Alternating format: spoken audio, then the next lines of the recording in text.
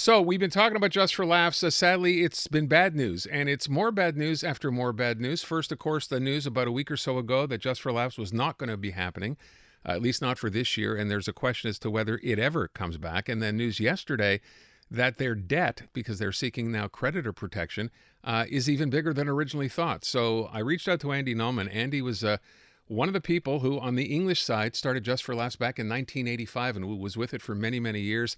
Look, Andy, first of all, thank you for being here.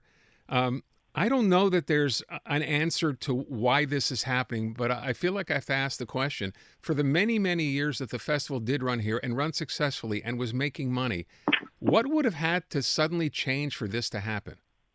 Well, Aaron, I don't know if you could say it was making money because I was there in many years when there was a deficit at the festival. So, there were years when it did exceptionally well. There were years when it had problems, but by and large, it all worked out and it balanced out. So I'm not there anymore, and I guess that's fortunate for them, and perhaps obviously for me.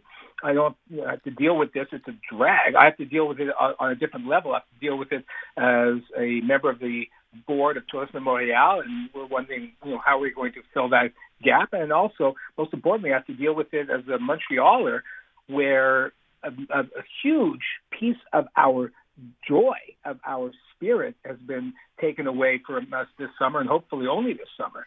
But back to your question about how this happened, things happen in business. You look at industry. I don't think this is just unique to Just for Laughs. You see businesses around the world. Look at the media industry and the problems it's facing. So this is just really, I think, something that is affecting many businesses, and Just for Laughs just happens to be one of them. Listen, I know it's a business, but with respect to other media, I think that's a bit of a different landscape. In the case of Just for Laughs, there were sponsors, there were underwriters, you got government grants, municipal, provincial, federal. There was a lot of money being thrown at the festival, and then suddenly to find out, and it did happen rather suddenly over the course of a few weeks, that, sorry, we're broke, it's not going to happen. You have to be sitting scratching your head wondering what happened. And I'm sure someone who was on the inside, and you're right, maybe there were years when you ran a deficit, but this thing, it seemed like, from eye level, was pretty successful and got more and more successful every year. Well, one of the problems is what you just mentioned, and that is we see it at eye level. We're not able to see what goes on a daily basis in a company that is basically private. And this is not, again, only a Just for Laughs element. It's basically any company that's private is not going to go let you see behind the curtain, see their books, and see what's going on. I'm almost afraid as you say that to say, well, maybe we should have let the government run it, which I know is a terrible idea.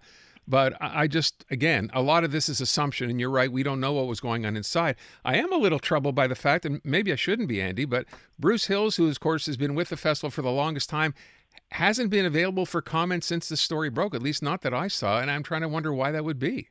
Well, right now, I've been in a situation where I've seen companies go through this bankruptcy protection, and you're not allowed to speak to the media. And, I know Bruce for a number of years.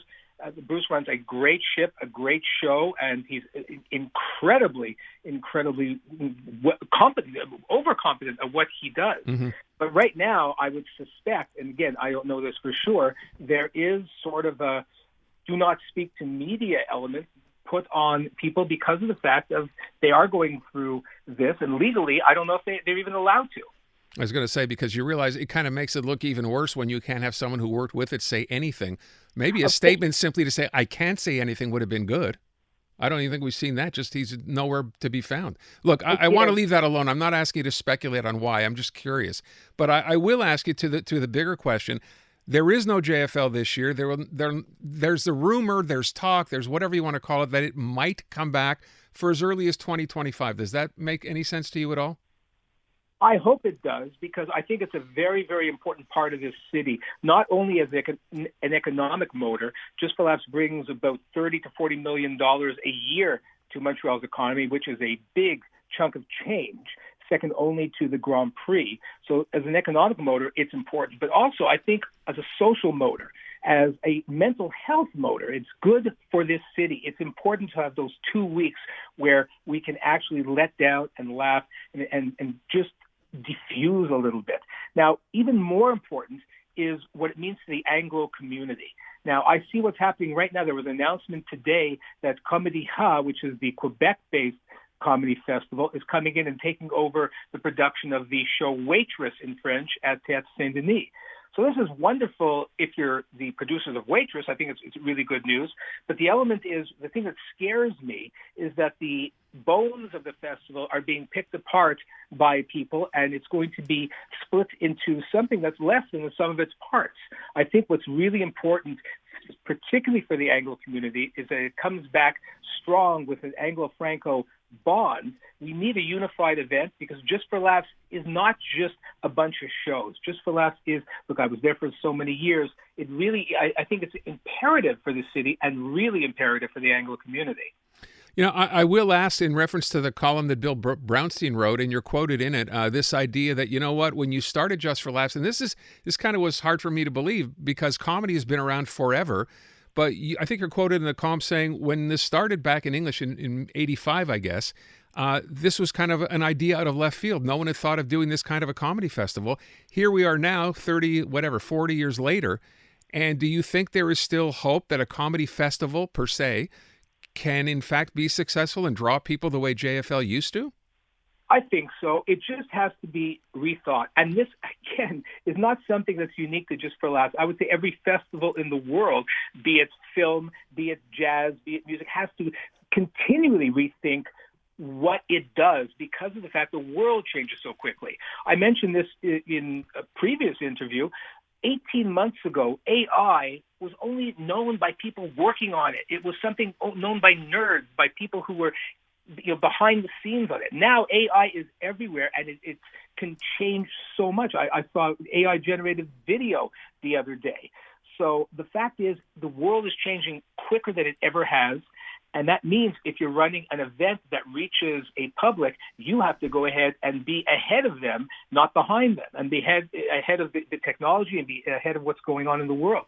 Back to what you said about Just for Laughs. Yeah, in 1985, there was no such thing as a comedy festival. People thought we were insane when we started to tell them about the concept. But that's great. But 40 years later, there's comedy festivals everywhere. In Toronto and Winnipeg and Halifax and in Vancouver, I can go on and on. The amount of comedy festivals just in Canada. There are 3 in Quebec. So you continually have to go ahead and keep on looking at what is the next thing that's coming and be ahead of it. To that point, and I have to wrap up here, if there are still, there's Edinburgh, there's big festivals, what is there, one in Montreux in Switzerland as well, I guess, right? If those festivals, the ones you just alluded to, around the rest of the world, are all okay and doing well, is this a problem unique to Just for Laughs? Aaron, I'll go back to what you said earlier. You do not know, I do not know how well they are doing. And just because the face front is, there's a smile on the face front doesn't mean there's not a frown when the doors are closed. So I don't know how these festivals are doing. And the same way you can look at Just for Laughs a year ago and say, oh, my God, it's doing phenomenally.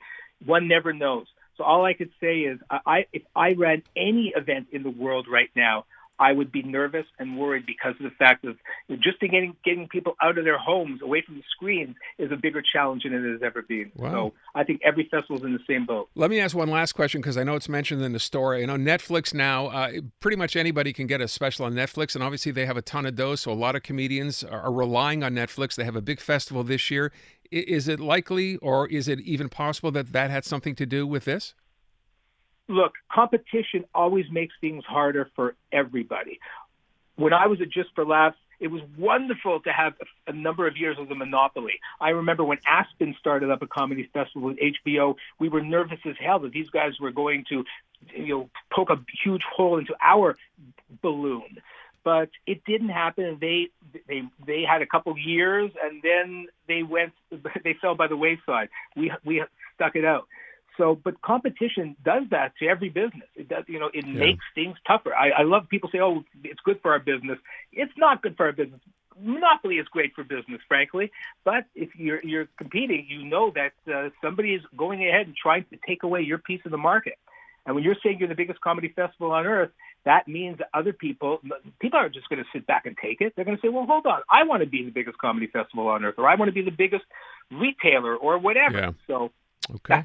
I'm sure competition has not helped, doesn't help anyone really, except the competition. Andy, I thank you so much. I appreciate it. Be well, Aaron. Speak and see you soon. You bet. Andy Nulman, who was, of course, with Just for Laughs for so many years. Let's hope it does come back, although, I don't know. Seems like 2025. I know it's still a year away. Can things change that much between now and then?